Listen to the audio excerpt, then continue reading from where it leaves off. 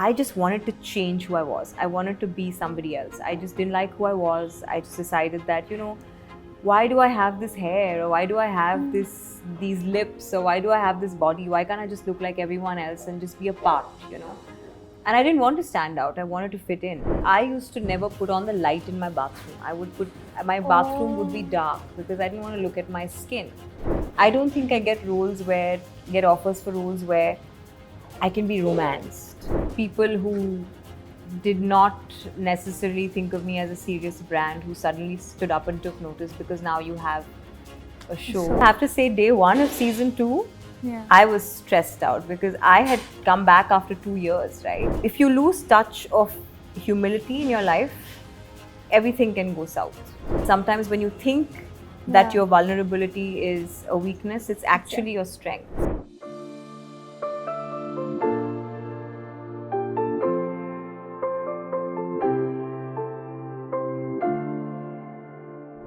Right from facing major bullying in her life, she has emerged as an independent, fierce, and a strong woman. She has paved a way for women in the fashion market. Joining me in a conversation on Women Up Season 3 is none other than Masaba Gupta. Hi. Hi, thank you for having me.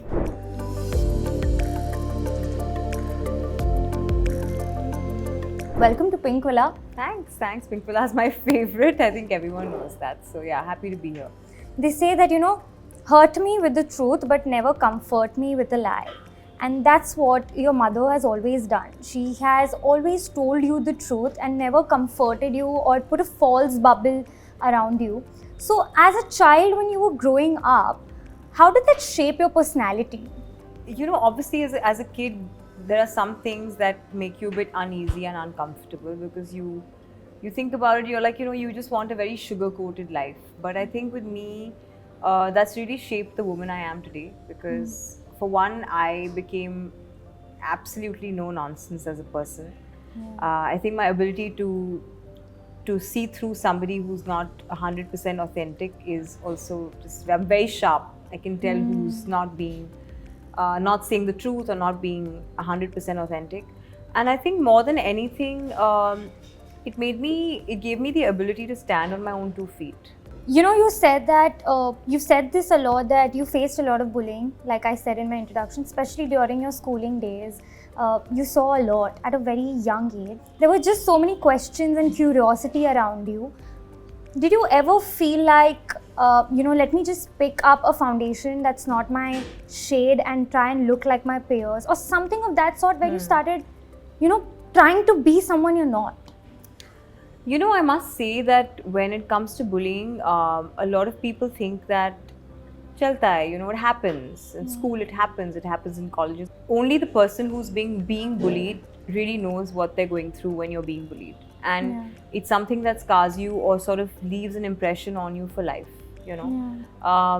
I think that for me especially, I just wanted to change who I was. I wanted to be somebody else. I just didn't like who I was. I just decided that, why do I have this hair, or why do I have these lips, or why do I have this body? Why can't I just look like everyone else and just be a part, And I didn't want to stand out. I wanted to fit in, So I think that that was something that happened as a result of the bullying. And the thing is, kids can be very mean. Not realizing that, and kids don't have the ability to sort of gauge when they're crossing a line, and it's not their fault. But I think that I saw a lot of kids whose parents were also, sort of equally to blame because they also looked down upon, say, darker people or people who didn't look like the typical Indian prototype, I remember when I would step out for school around in the 8th grade. So what I did was I picked up my mom's foundation one day and I quietly went into her makeup kit and I said, let me try her foundation and just make myself look lighter. Yeah. So I did that, and I obviously didn't realize that it's not the color of my skin, this foundation. And I went to school and everyone has obviously figured it out because I used to never put on the light in my bathroom. My bathroom would be dark because I didn't want to look at my skin. So I would just step into my bathroom, and with the lights off, I would conceal my scars, whatever I could see. Yeah. And they were literally like against my dark skin, they were like white spots. Yeah. And I have to say that even though everything has changed today, there's so many things that haven't. On one side, you have a women's empowerment movement going on, Yeah. where you're saying give women more power, educate girls, don't marry them off young. And on the other hand, you have, for example, you will have a woman who will say, I want to run my own business, so I want to be an entrepreneur, but I will only marry a man who has this much in his bank account, Yeah. or I will only marry in a certain strata of society, and vice versa. You have men saying that maybe they want to, date a dark-skinned girl because she's kind of exotic and hot, but to like marry somebody who's from a proper family, Yeah, homely, and like she should work, but she shouldn't be doing so much work that she doesn't get family time. Yeah. But on the other hand, women are also not expected to be in the kitchen cooking anymore. Yeah. So I'm saying there is a balance today, but this idea that everything has changed 100% is not true. Work, लड़का क्या करता है, कितना कमाता है, and all that kind of thing. And I just find it so regressive, because I think that parents should especially raise their girls to be self-sufficient and to be just absolutely independent. It's another kind of empowerment that. And it's not rebellion. I think a lot of people get this wrong. They think, acha, she wants to be rebellious and she wants to do her own thing and ye wo and all. It's not that. It's just that you are saying that, listen, of course I want companionship, of course I want to marry, and of course I want to have children, but I want to be with somebody who's an equal. Yeah. And if at any given time there is a partner, or there's this man in your life, a husband, whoever you may be with, who is not for whatever reason doing as well as you, you should have that much of gumption to say, I will take care of this person as well. Why should it always be the other way around? You used to play a lot of sport, and your body type was very much like your dad. So you would play and you would bulk up and get muscles and become very fit, and people would probably look down on your body type as well. Did you feel like you don't want to work out just because your body type was becoming more fitter and not ladylike? Well, of course, I did think about, I was also spending a lot of time in the sun. I was playing professional tennis. Of course, it would play on my mind, am I doing the right thing for my skin? Will I start looking a certain way? And at the same time, will I just become so muscular, or just become so sort of heavy that, I don't have any femininity left in my body? All of those thoughts came to my mind. But I never wanted to give up my sport because of it. The reason I gave up sport of playing professional tennis was because of my mind. Until today, my only sort of endeavor in life is to control and be in charge of my temperament. Because at that time, I remember I had a lot of physical strength. I was probably stronger than everybody else who was playing in my age group at the time. But mentally, I would just collapse on a tennis court. I just didn't have it in me. If I lost a point, I did something wrong, I made a wrong move, I would just completely crash mentally, not physically. And that was the reason I gave up sport. It just made me so angry each time I didn't do well, that it would play on my mind for months after a match. You've also spoken about how you won't get the lead roles that heroines get, and you also said typecast ho jata hai mera face. So that time when you wanted to act, what sort of roles were coming your way? No roles were coming my way. I had no roles coming my way, and even today, whatever is coming my way is very like, she's somebody who's battled with acne, or she's had a troubled childhood, or that kind of thing, or she's like this YouTube sensation, and she's somebody who's like a cool, like, urban girl, but she's not, I'm not like, I don't think I ever get a role which is like this, the focus of a man's life. You know what I mean? Yeah. And I think that in films here, I think what happens is that everything is about, oh, can one romance her? I don't think I get offers for roles where I can be romanced. I get it. Yeah. And it's a very interesting observation I made, but I have to say, the one role that I did do, which I am doing now, which I can't really talk much about, is the one that I like the most, because they came to me for this part of this girl who they really thought I could play, you know. But at the same time, in today's day and age, you have a Masaba. I have my own show. I mean, which is why would I play the role of like some sidekick? That irritates me. I don't want to be a sidekick. If you think that I can play the role of a sidekick and that sidekick is contributing so much to the script, then I will do it.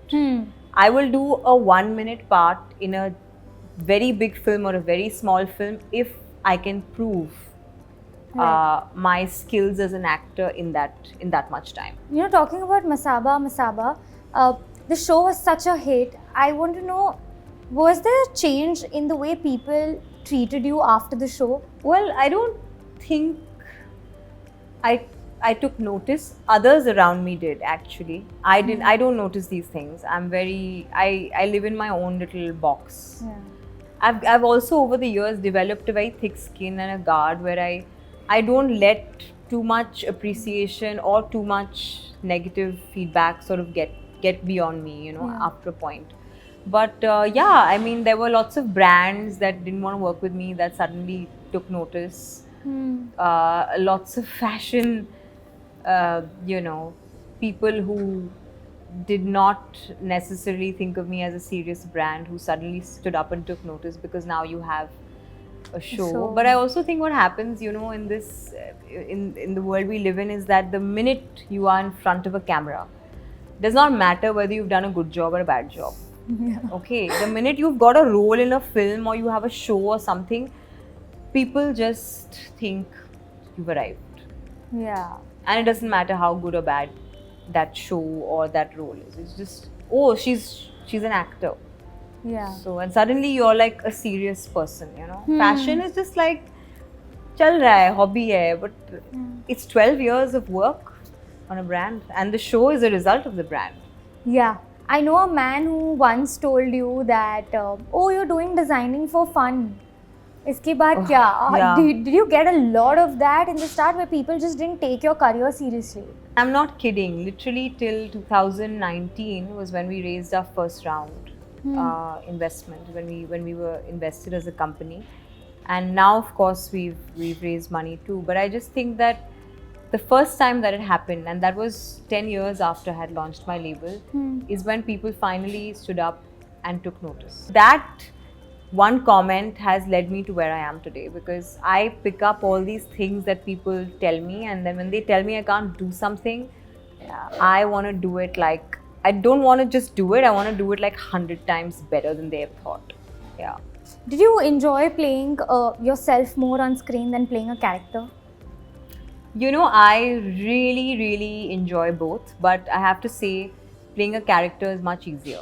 It's easier? Much easier. Than playing yourself? Yeah. Why would you say? Because I'll tell you, and I kept thinking of it when I was filming, and I was thinking, it'll be so easy to be Masaba, and it'll be so easy to be a character because now I've played myself, whatever. But it's so hard to be yourself, because the thing is, you never know what that line is, what that boundary is where you should act or whether you should just be yourself.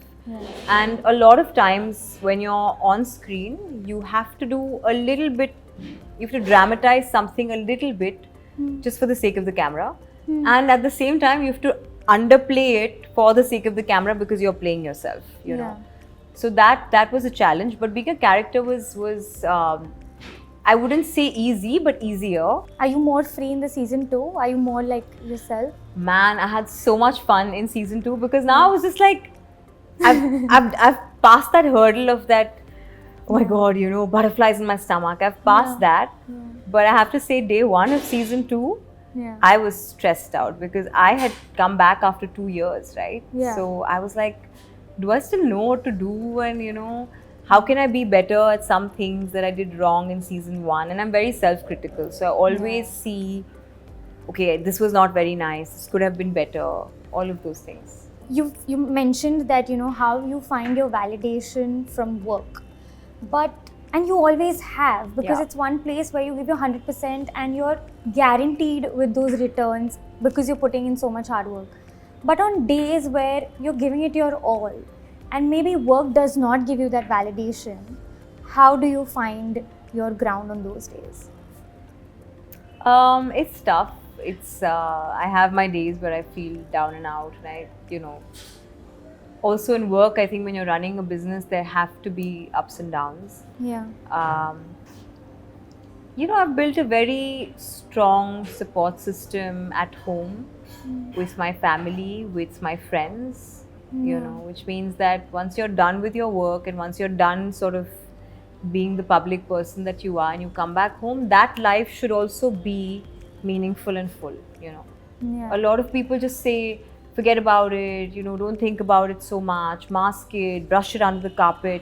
Nothing goes under the carpet. It goes somewhere. Yeah. And I think it makes your health better, health worse actually. Who's your go-to person during those days at 3 a.m.? 3 a.m. I'm sleeping. I'm never awake at 3 a.m. Yeah. unless apt for a flight or something. But yeah, at 10 p.m. my go-to person almost always is my mum, or maybe a friend, Neha, my best friend. Yeah. Your mother has gone through a lot, and you've seen it, you've witnessed it right at a very young age. And what happens is we naturally tend to feel like the idea of love might be corrupted. How did you sort of have the courage to let loose, fall in love, and go ahead with that part of your life when you've seen your mother go through so much? I'll tell you this, even though she went through whatever she went through, there was always an underlying feeling of gratitude. It's something that I don't think any of us have ever spoken about, but there was a serious feeling but we're so grateful for everything we have. Because there was food on the table, there was friends to celebrate our life with, there was work, there was there was financially we were sound, and our health was good. So I think there was always this underlying feeling of, we might not have one thing, but we have everything else. It's fine, Nobody has everything in any case. Yeah. But I think with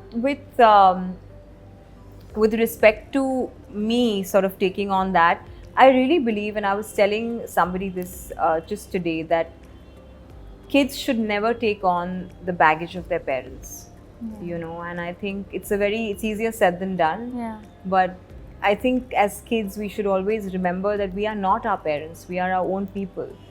And we have the ability and we have the option to change and choose our own destiny.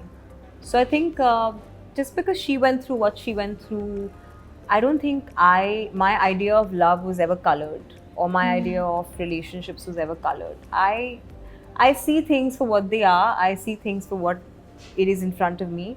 Do I like this? Do I have the capability to handle this? Then I go with it. Do you still face struggles as a businesswoman at this stage when you've gained so much, and Masaba is this huge brand across India having so many franchisees? No, I have to say I don't, not anymore. People have been nothing but kind, and I'm talking about people from all walks of life, whether it's people from the corporate world, people from any finance, any industry where fashion is sort of looked at as the poor cousin, I think that they've been very, very open and encouraging, especially because I'm a woman and I'm fairly younger. They've been very, very open and encouraging. I literally have no complaints. Of course, back in the day, there were challenges when we were, trying to trying to get people to take us a bit more seriously. But I think that only comes through the work you do, and people see you do good work and consistently good work, or just consistent work. Yeah. Then you will be home. You know, now you're in such a good space and everything's going well, all goods in the hood. What fears you from now on in terms of work, business, whatever?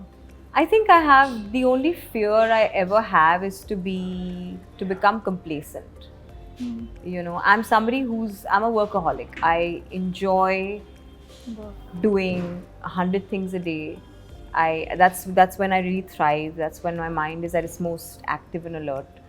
I have very few interests outside of work, and I think that more importantly, I just fear that I shouldn't become mediocre.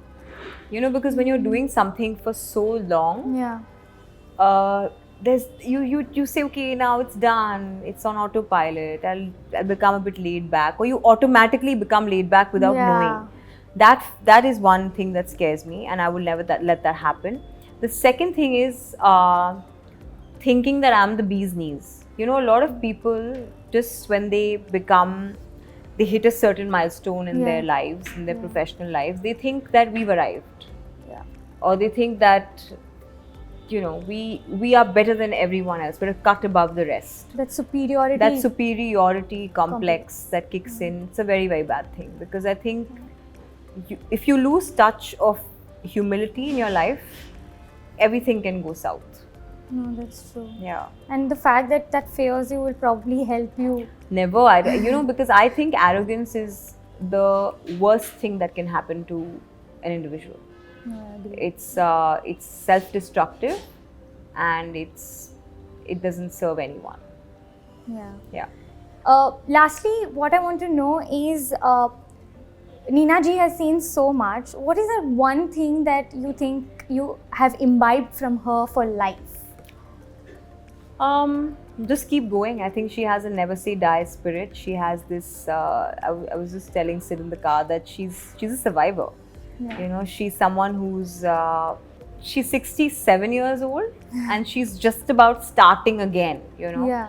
So I think that age is just a number, and that you should never give up and never say die. I think that's the one thing I've learned from her. Thank you so much for doing this. It was lovely talking to you. Thank you. And we hope to see. I'm waiting for Masaba 2. I loved season 1. Thank you. Thank you. Soon. Fingers crossed. Yeah, we're hoping for that and your new project, which you're saying. Chip! It's a cheat meal for you. It's the best day of my life. Thank you. Thank you so much. Thank you. Wishing you a very happy Women's Thank Day. you so much. This is a great. Oh, it's peanut butter too. Thank you. Yeah. If you like this interview, don't forget to like, share, subscribe to Pinkvilla.